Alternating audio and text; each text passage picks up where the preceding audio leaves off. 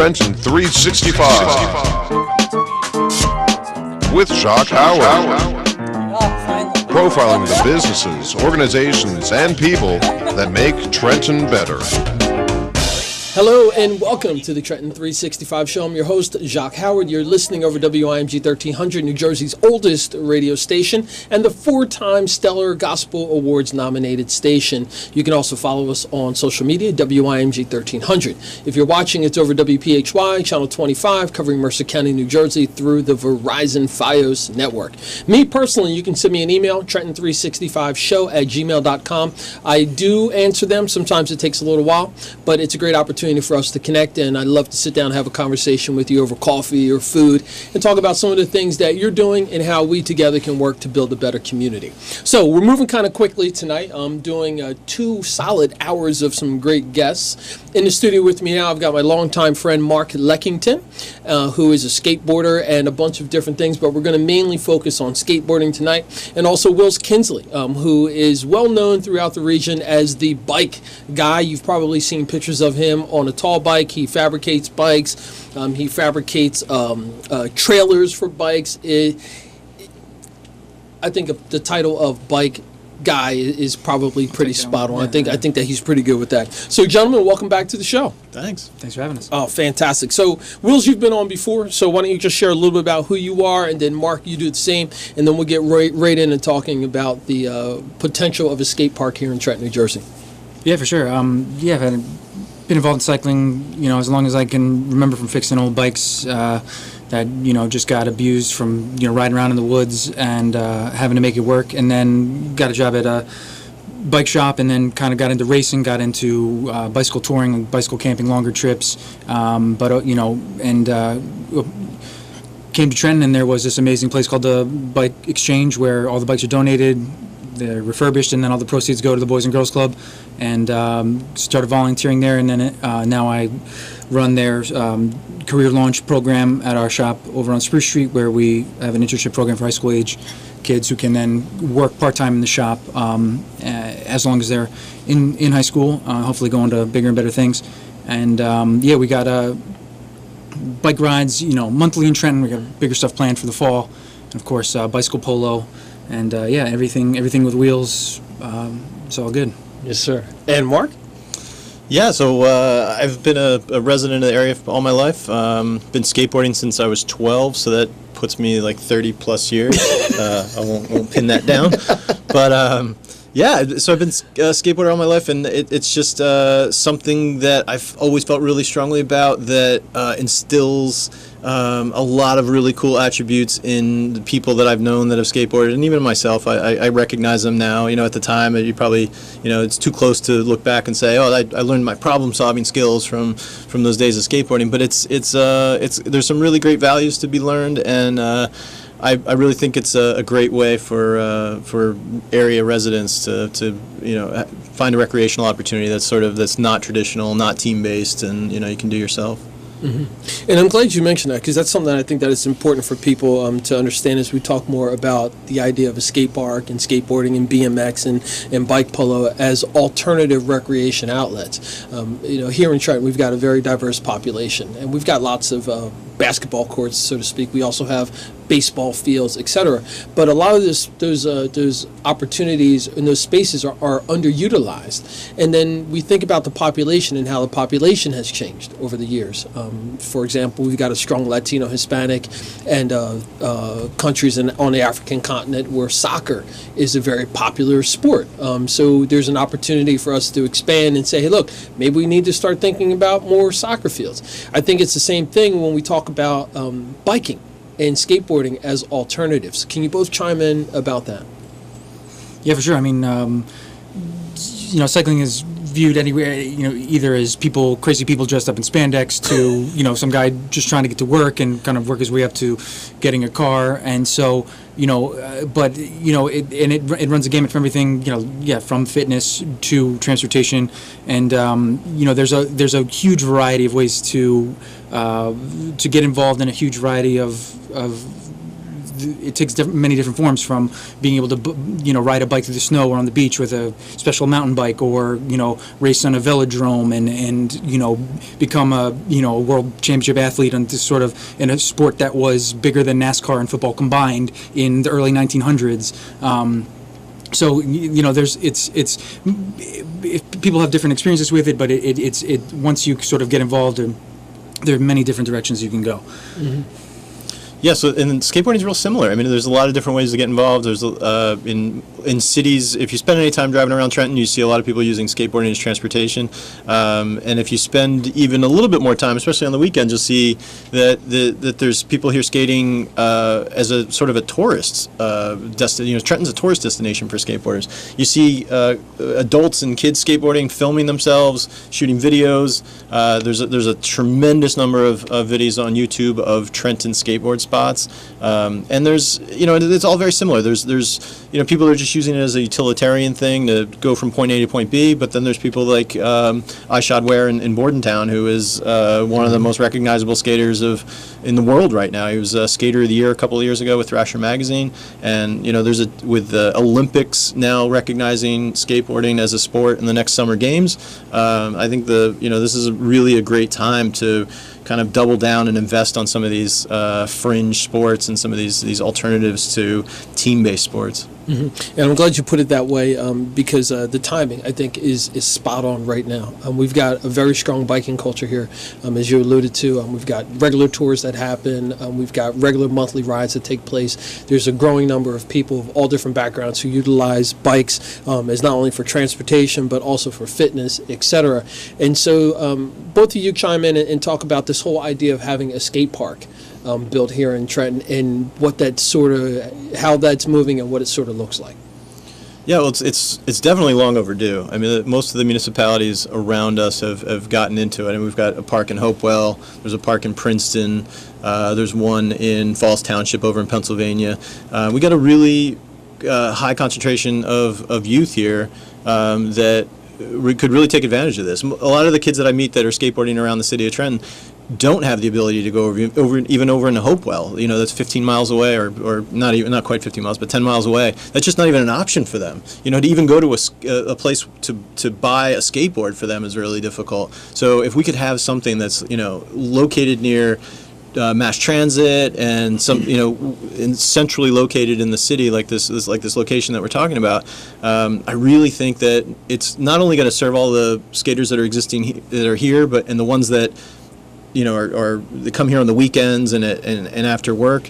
But I think we're gonna create a huge population of Trenton skaters. I really think that they're gonna come out and people are gonna start recognizing the sport for how cool it really is. Mm-hmm. Will, do you have anything to add? Yeah, for sure. And I mean, we're also exploring this kind of idea of having these multi-use courts, which could be used for bicycle polo, which, if you haven't heard of it, is a kind of sport played on bicycles in a sort of like hockey rink, or on hard court, we call it, any sort of hard surface. And it's three people on a side, and you kind of have these.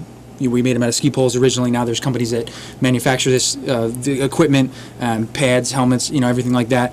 And sort of, it operates a lot like bicycle hockey would, in terms of, using instead of a ball instead of a puck. And so, bike polo, while the majority of people have never heard of it, is definitely sort of, gaining popularity, and, is an international sport, and really, because it's such a young sport, is focusing on getting as many different people involved as possible, and so there are many tournaments focused on having WTF, women, trans, femme players, non-binary players involved, the captains of the teams, and so we have a chance as a sport, as a community, to sort of do it the right way and sort of be as inclusive as possible. And Trenton is definitely ready and receptive to something like that. And it's also like skateboarding is something that people travel to do. We were in Norfolk, Virginia 2 weeks ago for a tournament that was right downtown, centrally located, and people came from, it was the North Side qualifiers, people were there from Boston, from, all up and down the seaboard, and so there is not a really solid court and space for these, like the people who had that tournament had to build the court. There's not a really awesome venue near within a couple hundred miles of here that you could host an amazing tournament. And so if we were to kind of focus on having these courts that would be able to be used for that, it would be a draw for people to come from all over. And and that's how, to me personally, being in that world, is like that's how you learn about a place from people who are doing the same thing you are and going to travel to their city, and kind of that once that buzz gets generated, then it just sort of has a life of its own, and then just kind of help grow the community both in bike polo and skateboarding. Mm-hmm. And I'd like for you both to talk about the it being a co-ed sport, so to speak, or being equal for men and women, males and females, to participate. And I think it's important for us to really start talking about that, because there are there's a lot of communications and people having questions. Well, should girls play certain sports, and should boys be able to play certain sports, and can they play together, etc. But one of the things that I've always loved about skating and biking is that those things just don't even matter. Yeah, absolutely. The skateboarding's gotten a huge number of female skaters over the last few years, and it's so much so that there are events that are now recognizing them as their own class in a much more way than it used to be. It used to be sort of it always felt like a token thing in the past, like, oh, and then we'll have a class for girls. Now there are major sponsors getting involved and picking up internationally, picking up riders from all over the world, and really there's a real focus to have representation on most of the major sponsorship teams to have females there, and it's really taken off. The game of female skaters has taken leaps forward in the last 3 and 4 years, just at how technical they are, how much style they have, and just how hardcore they are at what they're doing. Mm-hmm. Wilson?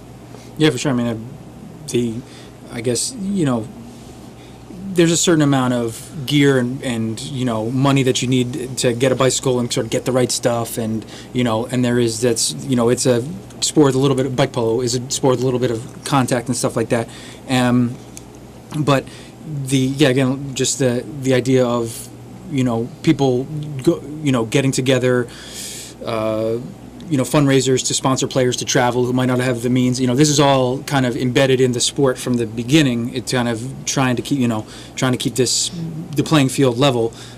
So again, it has its challenges. It's not like a utopian vision or anything like that. But it's a rare shot to kind of have a community to develop a sport and be able to work through the challenges that go along with it. And I think the same way with skateboarding, because there's no defined, it's just now making the Olympics after 35, 40 years of people, millions and billions of people doing it literally, and billions of dollars spent on this stuff. So but it's a DIY. We're making it up as we go along. So it's exciting, regardless. And I'm glad you mentioned DIY, and for those of you who don't know, that those initials stand for do it yourself. And can you both chime in about the culture of skateboarding and bike polo and the whole idea of DIY? Yeah, so when I started skateboarding, the only way that you couldn't just roll into Dick's and buy a launch ramp. It was you talk to any skater who has been around that's been a skater for any length of time, and you will find a carpenter. You will find somebody that can take a set of 2x4s, a piece of plywood, and build you a pretty good ramp, in no time flat.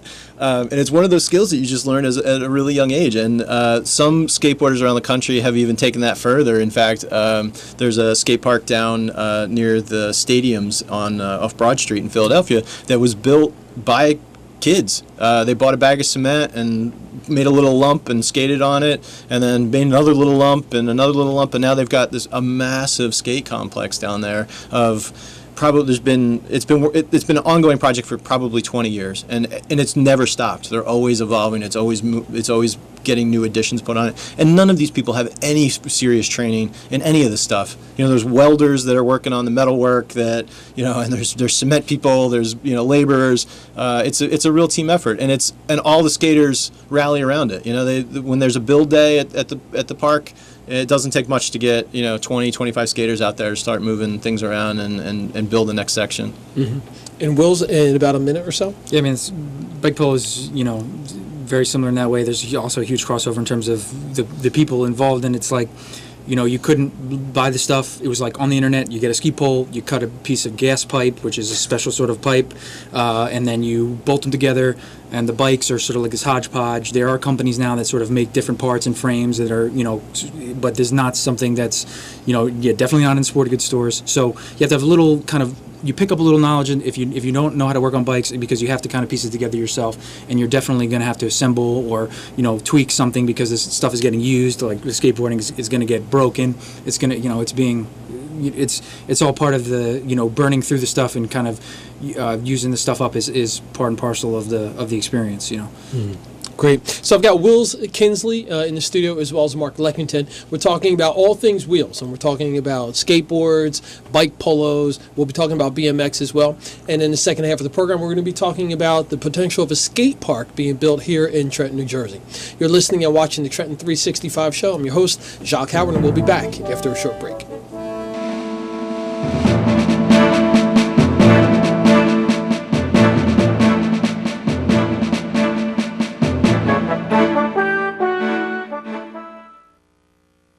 Results may vary, not a solicitation for legal services. If you owe the IRS back taxes, payroll taxes, or have not filed your returns, the IRS will get you. They can take your property, take you to court, even put you in jail. One call to Wall & Associates and your tax problems are solved. Wall has saved clients over $150 million.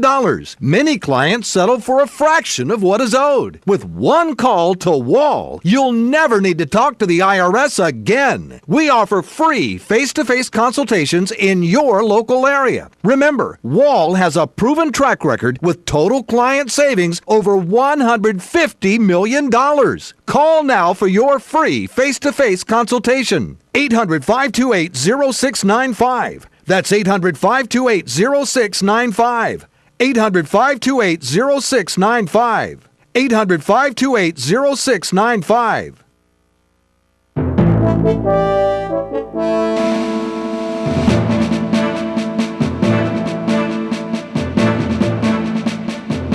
Welcome back to the Trenton 365 Show. You can send me an email, trenton365show@gmail.com. You can also follow me on Facebook, Trenton 365 Show. And you can post your events to the Trenton 365 community calendar page on Facebook as well. We're talking about all things related to a skate park. So that would include bike polo. We'll be talking about BMX a little bit. And, of course, skateboarding. You can also follow the Capital City Rollers Facebook page to stay in tune with what we're doing here in the region with the potential of building a skate park. We've got a general idea, we've got a general location, and we've got an event that's coming up soon, this coming Saturday, as a matter of fact, and we're going to be talking about that in just a moment. But I've got Marc Leckington, who is a skateboarder, and we won't say how long he has been skating. Well, Marc and I are childhood friends. And then I've got Will Kinsley in the studio, who is all things bike. He works on bikes, he fabricates bikes, he leads tours, he's been riding his bike all over the country. And so, gentlemen, again, thank you very much for coming back onto the program to talk about all things biking and the bike culture here. Can we talk about what's happening on this coming Saturday? And Marc, why don't you jump right into that? Yeah, so the location for our skate park we're hoping will be at Amtico Square, which is in East Trenton. If you're familiar with East Trenton, it's off Perrine. It's a location that's underutilized right now. It's along the Assunpink Creek. It's actually set well below the grade of the road, and because of its close proximity to the Assunpink Creek, it has a tendency to flood. So it was purchased with some money that requires it to be a recreational use in in whatever is done there, and it has to be flood resilient. So a cement skate park really ticks a lot of boxes for what we can use that space for, and we've been pitching the idea to the town. The city of Trenton seems to be very interested in this. It's being added to a large plan that's being done for the Assunpink Greenway. There's a placeholder for it. There's a lot of sort of energy about it at the planning level at the city of Trenton. Some folks from the U.S. EPA, Environmental Protection Agency, have had a look at it, and they're really excited about the project as well. But one of the things that we need to do is really make East Trenton a skateboard the hub of skateboarding in Trenton. Jacque, you remember we met with the neighbors of the East Trenton Collaborative one Saturday. It was real cold out. It was a few months ago, and the folks there. I mean, I think they need to know that it's something that that's going to get utilized by the people that live there, right? And we were kicking around ideas recently, and we thought, one of the best ways to bring the neighborhood into the project and help them see the benefit of it is to teach local kids how to skate. So on Saturday at Sunny Vereen Park in East Trenton at 10 o'clock in the morning, we are going to be having a weekly skate session. We're going to go from 10 to 12, 10 to noon every Saturday, starting this Saturday. We're going to have a bunch of obstacles and things to skate for the experienced skater. We're going to have a opportunity for new skaters to come out, and there'll be boards that will be available for kids to use, and we'll have some instructional things going on, teach kids how to skateboard, and then kind of turn it into a skate jam where we're going to have some of the more experienced local skaters that might spend their time down at Mill Hill Park on the Saturday. We're going to try to get them to come down to Sunny Vereen and show some, do some a little demo for the new skaters. Awesome. Wills, you want to add something to that?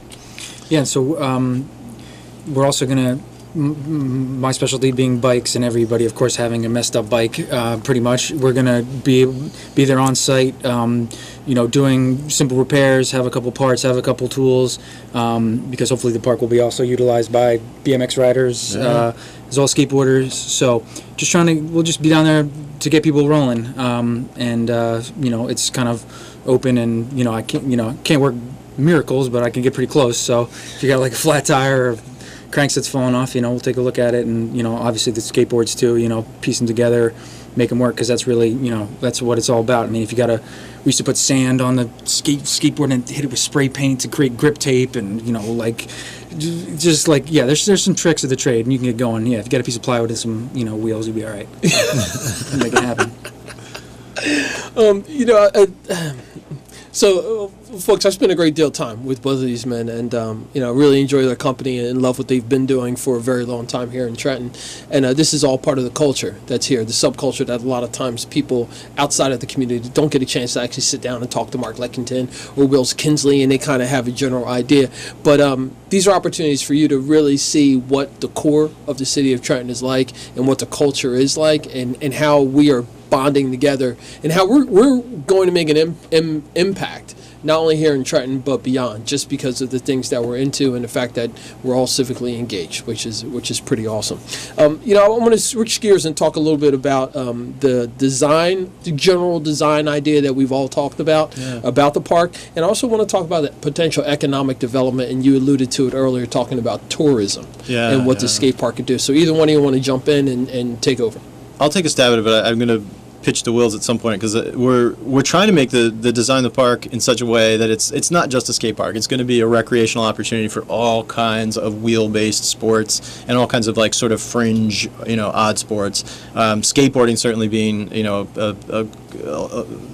large part of that, but there'll be a BMX opportunity there and on the site. It's large enough that we can even section off some areas for a proper full-time bike polo court and some other sports that are out there. And I'll pitch to Wills on that. But the idea is to try to program the entire space. We've been talking a little bit about the idea of having a performance space there that's like sort of incorporated into the skate park. So when there's not a band playing there, it's a skatable obstacle. The stage might have a ramp going up to it and allow you to do tricks off the stage, and so it's going to be a multi-use thing. We really want to build it in such a way that makes it a destination for families. That it's not just a drop off and come back for your kid. That you pull up. There's a place to have a picnic lunch. There's some shade. There's some things to do as a family to sort of participate in it and just be a part of that experience with your kid. While skateboarding itself is a really good character builder, there's nothing like having your family around. So that's really important to the design, that we have an opportunity for parents to be on the site and watch and have some sort of like spectator kind of facility within it, so that people can come out and just hang out and watch and have a sandwich and buy from our local shops. I remember when a few years ago I was working on a skate park project for Princeton Township, and the recreation director was relying on me heavily because the rest of the committee was a bunch of kids from the grade school. So it was me and a whole bunch of little kids, and I remember telling him the very first day we were sitting there talking about the idea that the Princeton's skate park was going to be a tourism destination, and I saw every room in the head turn around looking at me like I was crazy, like this is not possible. What do you mean tourism?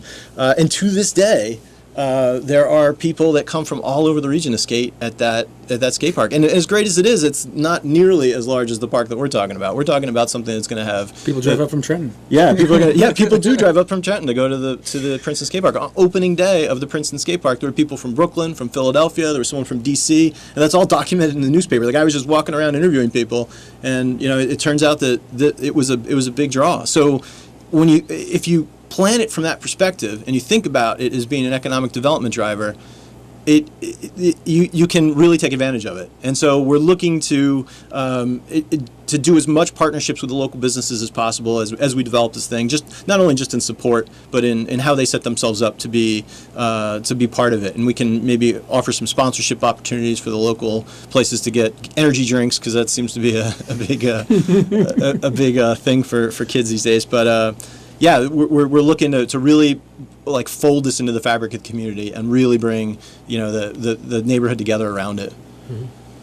Would you like to chime in with that? Yeah, and I think that's every discussion that we've had about it. We're operating from designing from what we feel are the needs that already exist, not trying to create any sort of new plan here. It's like people come to Trend to skate. There needs to there's this amazing space. Something needs to happen. So I think that's that's one and the same with what we're trying to do. And from a perspective of hanging out in parks in Trenton and seeing what people do, people want to play, basketball, of course, and there's there are already some facilities for that, and we want to play bike polo, and there's also a huge like futsal, poppy ball, sort of the indoor soccer community, and they're playing every night of the week, and so we've been able to see that there's what are people already doing, and how can we use this space to sort of bring everybody together and sort of make a space that people want to use and can and will hopefully also people from other areas want to come and check it out. Mm-hmm. That's great. So we're just about up on the end of the segment. I'd like for you both to just take a moment or two and share a few comments with the people who may be apprehensive, who may not understand what we're talking about skating and the bike culture, and why is this even important to do this here in Trenton? Yeah. So there's and I've been a part of skate park projects for a number of years in a couple of different towns, and I always hear two things. I always hear kids are going to get hurt and insurance issues, and then I always hear that skateboarders are not necessarily an element that people think as a positive element in a neighborhood, and I can't disagree more with either of those two things, because while it is a dangerous sport, it does not tend to be a sport that results in as many lawsuits as traditional sports. When there's 50 people watching a football game and someone gets hurt, there tends to be there's a much higher rate of people suing for damages on situations like that than there will be from a few kids sitting around and someone skinning their knee or even a more major injury like breaking their arm or something. Skateboarders tend to get up, walk it off, and take responsibility for their issue, rather than saying, hey, there was a crack here that shouldn't be here and therefore I'm going to sue over it. And this all bears out all over the country with skate parks that have been built all over the country, that they do not see nearly as many situations of people suing from injuries. And the other thing is that skateboarders are people on the ground in areas in your community, and there's nothing more valuable in an area that is in need of redevelopment, or a blighted neighborhood, or a struggling neighborhood. Then there's nothing more important than having people on the street and eyes on the street. And skateboarders are that, and they can help drive out some of the less desirable elements in neighborhoods. And there's tons of studies like that that have proven that out. Portland, Oregon, for anybody that wants to spend a couple minutes with Google, is a great example of one of the worst areas in Portland being turned around, and now the skate park competes with a high-end high-rise right next door. Mm-hmm. Will's, you got anything in about 10 seconds? Yeah, I would say to people, just imagine yourself as a young person and how much energy you have, and think of the way that skateboarding can be an outlet for that energy, and that it's, filled with creative people, artists, and people you might not expect, like people who are successful, work for the city, and other things like that. So it's not, it's not always who you think who's rolling around. It's all of us. Fantastic. Wills Kinsley and Marc Leckington were both my guests. Love you guys. Can't wait to see you on Saturday. We're going to have some more fun. We're going to make the skate park happen in Trenton, New Jersey. You've been listening and watching the Trenton 365 show. Segment 1 is over. If you'd like to learn more about the potential skate park here in Trenton, New Jersey, you can go to the Facebook page, Capital City Rollers there, and you can also send me an email, also trenton365show@gmail.com. We'll be back for the second portion of the program.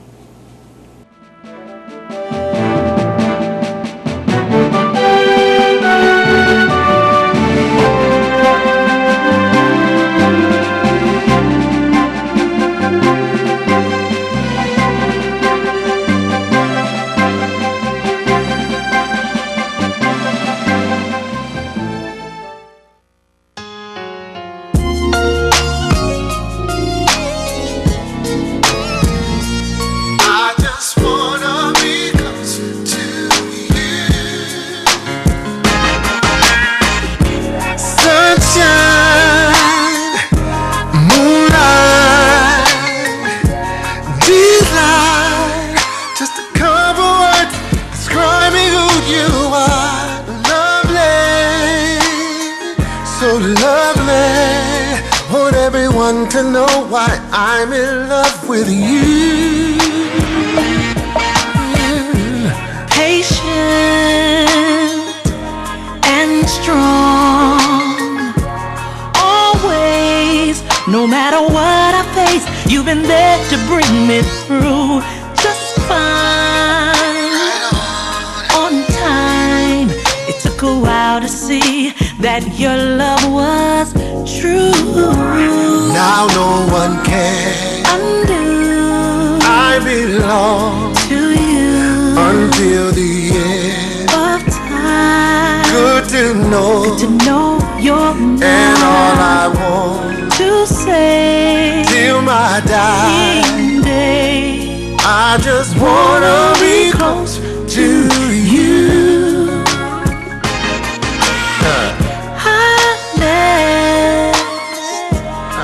Sweet heaven is where I wanna be, where I am when I'm with you. Perfect, yes, perfect is what you gave for all the world to see. Now no one can undo, 'cause I belong to you until the end of time. Good to know and all I wanna say to you till my dying day, I just wanna be close to you. Come on, Stacey, follow me. Da-da. You say. Da-da. Da-da. Da-da-da-da-da. Da-da-da-da-da-da.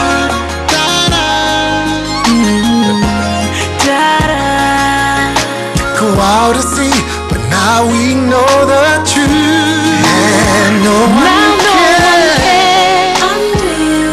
They can't do to you until we belong to the end. Good to know. I know that you're change your mind and will. How long will you stay? I just wanna be close to you. How long will you stay? Hey, I I just wanna be close to you.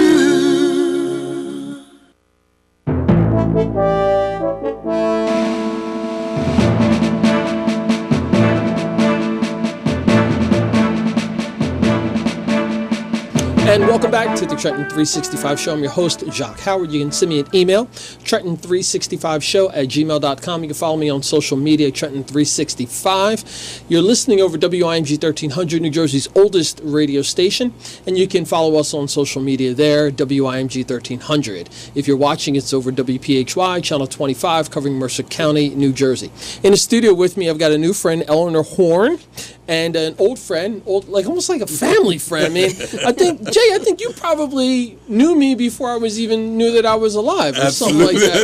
That's pretty much the truth. Yeah. So and I've got Jay Watson. Jay is the vice president of the DNR Greenway, and Eleanor Horne is the co-president of the Lawrence Hopewell Trail.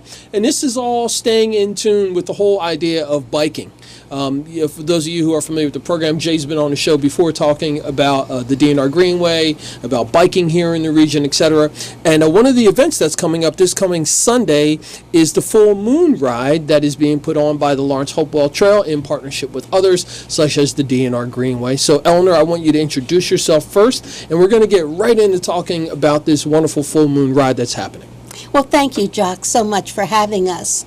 The Lawrence Hopewell Trail is a very unique trail. There is no other organization in this country that is doing what we have done, which is a group of citizens have come together to form a nonprofit corporation to design and build a very complex trail.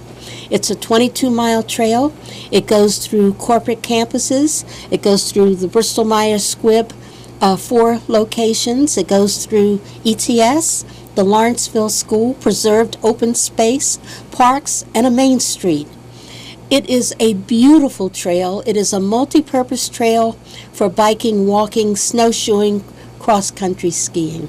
Mm-hmm. The trail is 89% complete, and in addition to building the trail, we develop events that bring people together from all over the region to enjoy this magnificent trail.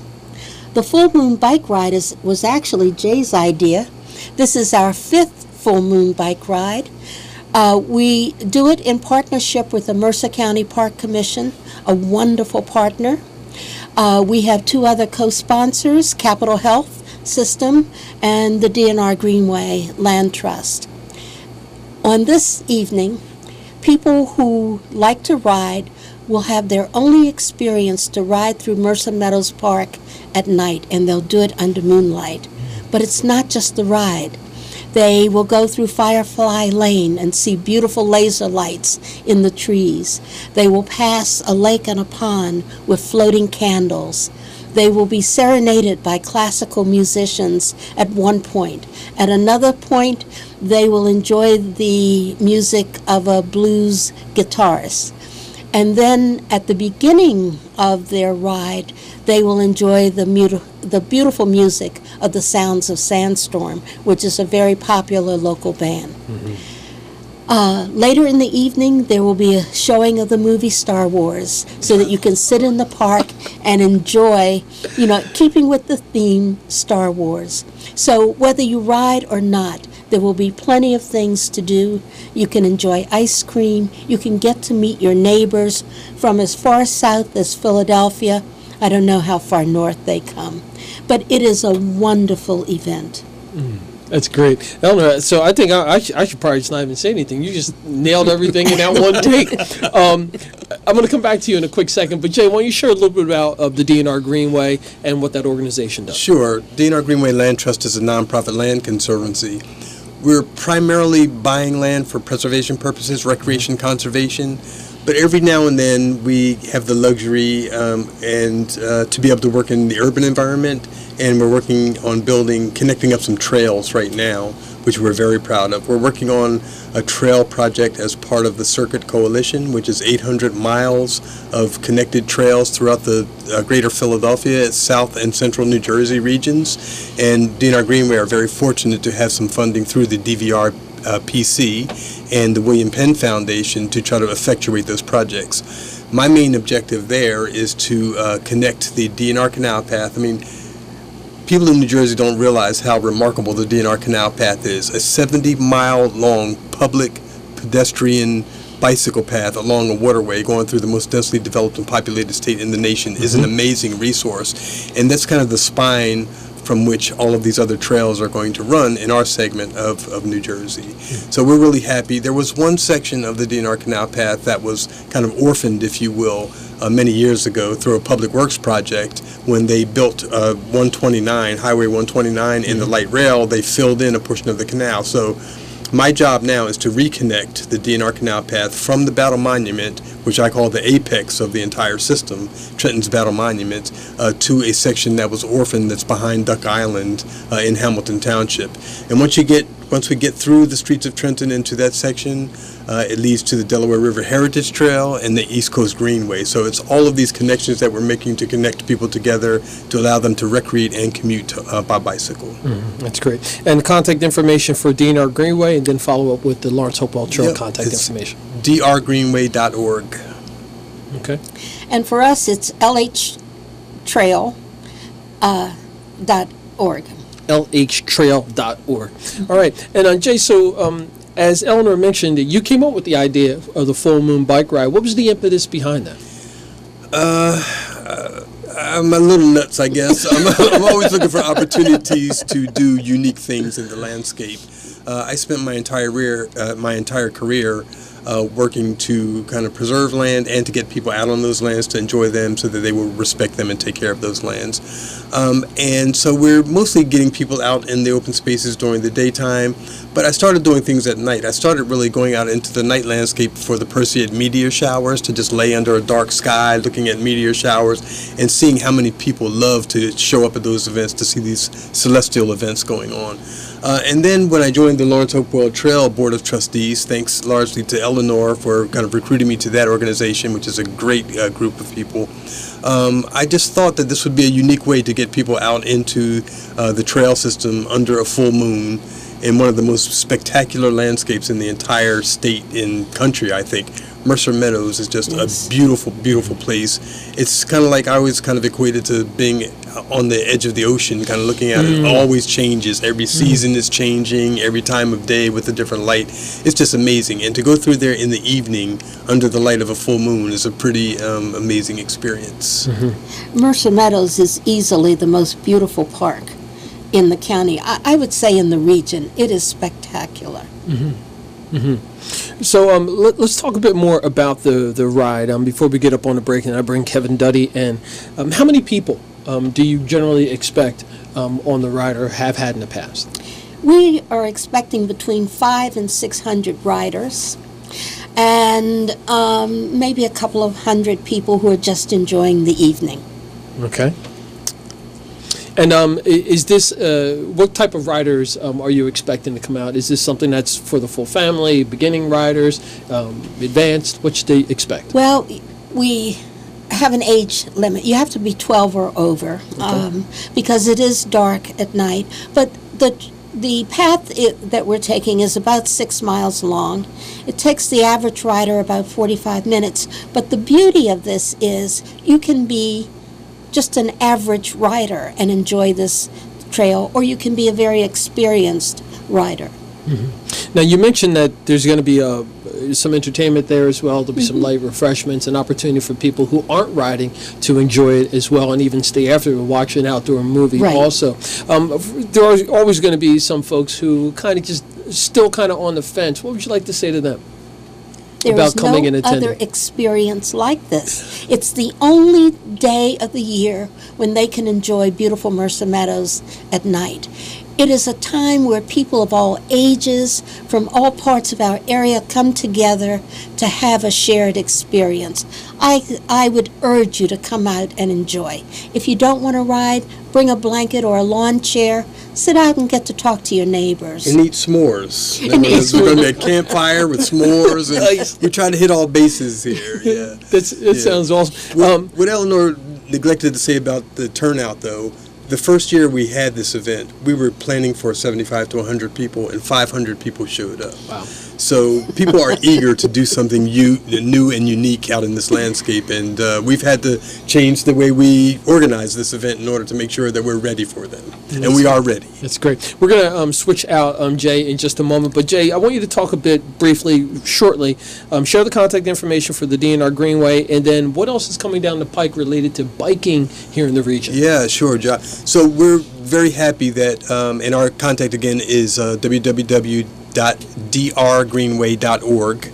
And so we are, through those grants that I spoke about earlier, through the DVRPC and the William Penn Foundation, getting ready to build the first phase of our project, which we refer to as the Wellness Loop, which is almost a 2-mile loop around the Battle Monument in Trenton as our first phase of our project. So that project should get underway. It's largely line striping and symbols and signage, but that will get underway this September. And while that's going on, we're designing the additional connection that will take us all the way down behind Duck Island to reconnect the DNR Canal Path. So we're super excited about this. We're hoping that the mayor, I know the mayor, our new mayor of Trenton, is very excited about getting out there and cutting a ribbon. He's a big bicyclist himself. So we're very eager to kind of get something started in a positive track for him. All right, fantastic. Yeah. Jay, I will have you back as this progresses. The biking culture here in Trenton. We're going to switch you out and get Kevin in here in just a moment. Always happy to be with you, Jacque. All right, you're welcome, sir. You're listening and watching the Trenton 365 show. We'll be back after a short break.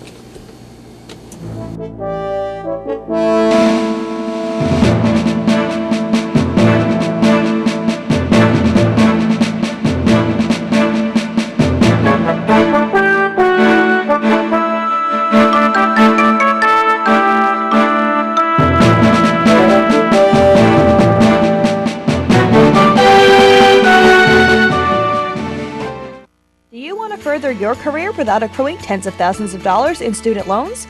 Well, have I got news for you. Mercer County Community College is the affordable way to further your education. With over 100 different degree and certificate programs, there's something for everyone here at Mercer County Community College.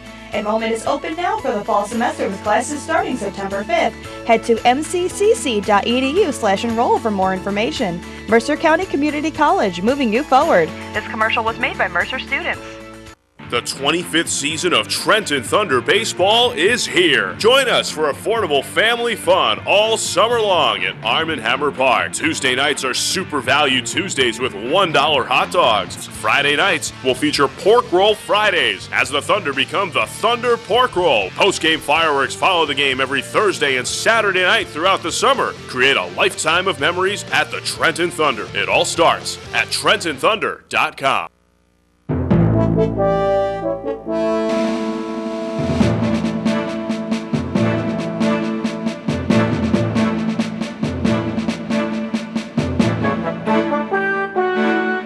And welcome back to the Trenton 365 show. You can follow me on social media, Trenton 365 on Facebook. No, excuse me. Instagram and Twitter. On Facebook, it's Trenton 365 Show. You can send an email, Trenton365show@gmail.com. Jay Watson of the DNR Greenway has slid out. He's still in the studio. Right, Jay? You still there? I'm still here. There we go. And now I've got Kevin Duddy, who's in the studio. Kevin's been on the program as well. And any of you who follow me on social media, a lot of the things that I do in and out of the community, Kevin is with me. He's a photojournalist, so he's traveled with me all over the place. I'm taking pictures and documenting what I do. But for a lot of folks who don't know, Kevin is an avid cyclist and has been for many, many years. So without any further ado, welcome back to the program, Kevin. Thank you, Jacque. You're welcome. So share a little bit about your biking experience, and then also tie in the photojournalism work that you're doing. Sure. Excuse me. My cycling career goes way back to the late 70s. I grew up in Allentown, Pennsylvania, and I got my cycling start at the Lehigh County Velodrome when I started racing. I took part in the Air Products Developmental Program that showed a rider the etiquette of racing and the proper things to do, always looking over your shoulder before making a move, and the etiquette of riding next to other people. So with that, I continued racing for close to 30 years, and during that time, I started a racing team when I went to the Indiana University of Pennsylvania. After I graduated from college, when I moved to New Jersey, as part of the racing, I also took on promoting racing. And for 3 years, I promoted races in Cadwallader Park in Trenton. And then I also worked with Robbinsville, and we put on a race in Robbinsville Township for 3 years. So there's different municipalities that I've worked with that I've put on races, and I've also put on the New Jersey State Championships for track cycling. So just I've done a lot of different things within the sport. Mm-hmm. Mm-hmm. And how would you describe the biking culture, not specific to Trenton, but to this region, the road riding culture? The road riding culture, this area it's an amazing area for riding. Specifically in central New Jersey, you can go east and you completely have a flat ride, or you can go a little bit north out of the city of Trenton and go up into Lambertville, Sargentsville, and you have a very hilly ride up into the Sauerland area. But this area, it's growing, it's developing. For the most part, I think that the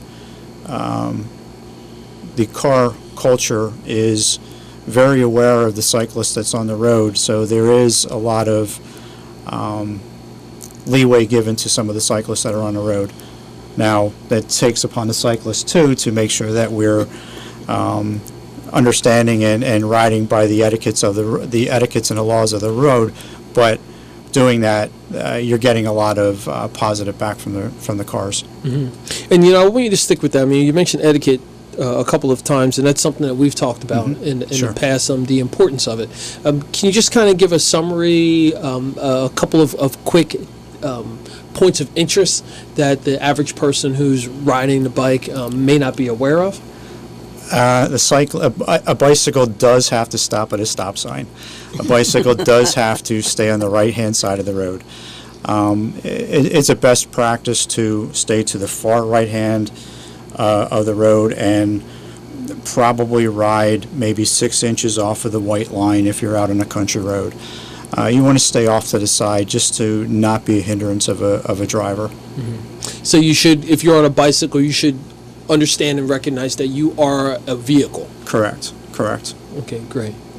Now, Kevin, I guess it was a few weeks ago, maybe 2 months ago or something like that, you and I did a ride from Trenton via the Lawrence Hopewell Trail up to Rosedale Lake and back. And can you just share a bit about like the idea, the route that we took, Sure. and then tie it into the Lawrence Hopewell Trail organization?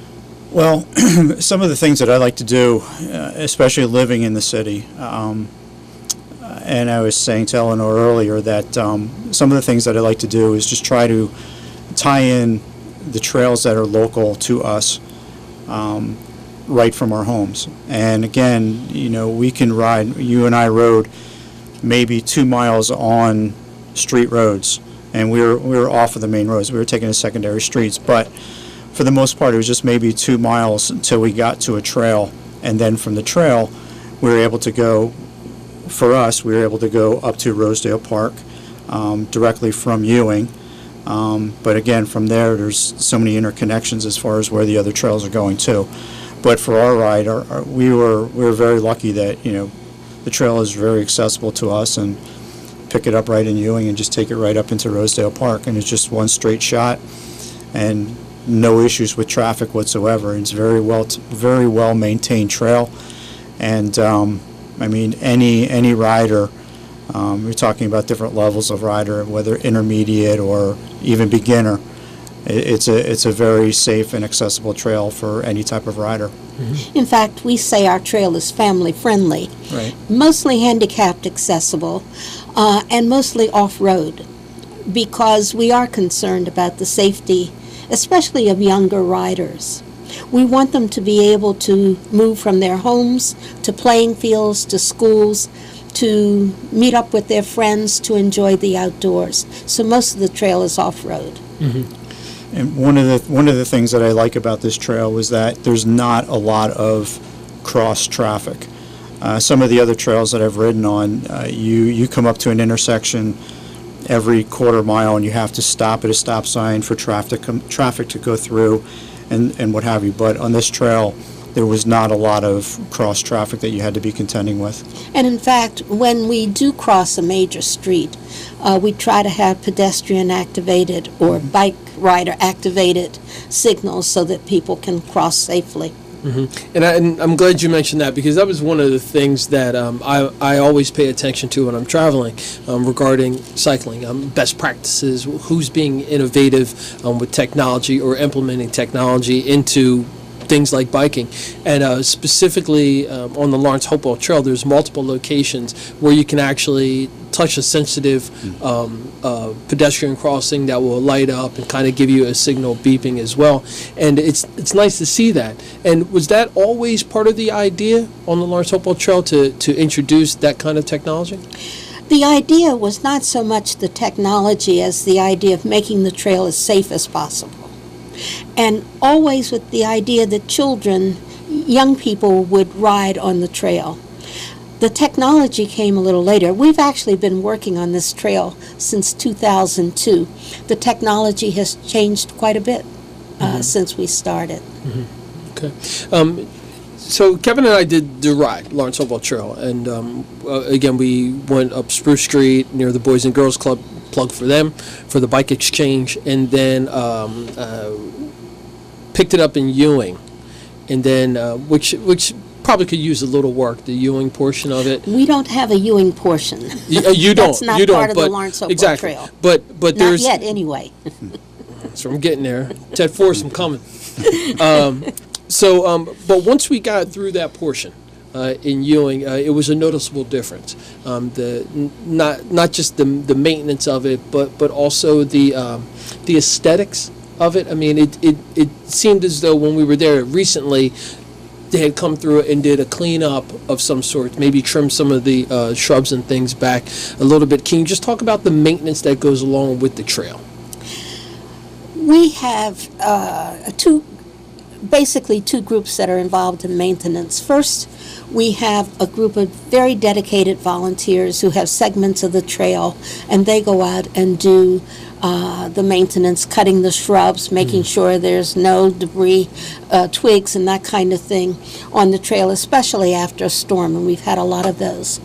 Some of our landowners prefer to maintain their trail segments themselves. That's true of the larger campuses at BMS and at ETS.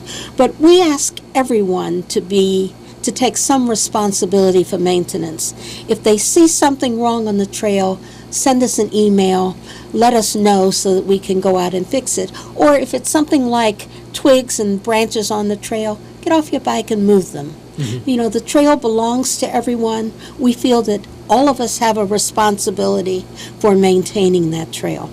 Great. Thank you very much, Eleanor. So, Kevin, on Sunday's ride, the full moon ride is going to take place in Lawrence Hopewell Trail in conjunction with DNR Greenway and some other sponsors. You're going to be there volunteering.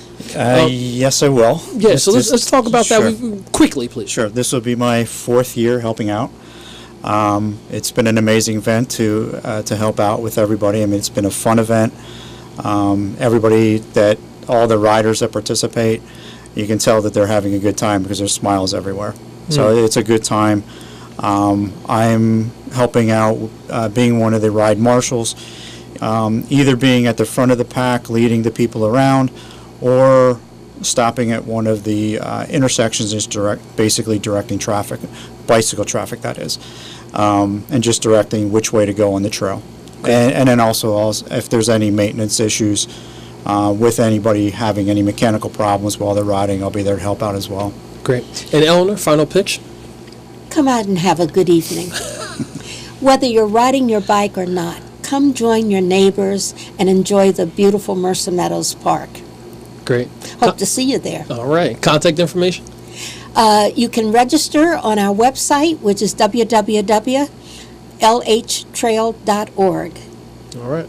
And Kevin Duddy, we're about to finish up, but I do want you, I'm going to put you on the spot here a little bit, because, folks, Kevin is an amazing photographer and photojournalist and has been to dozens of countries, and I'm fortunate to have him. 19. I'm fortunate to have him as a neighbor, but also as someone who's a contributor to the Trenton 365 show and someone who tags along and helps document my efforts outside of the studio. Kevin, share where people can find out more about what you're doing with your photography. My website, it's Kevin Duddy Photos my email is kevinduddyphotos@gmail.com, or the website is kevinduddyphotos.com.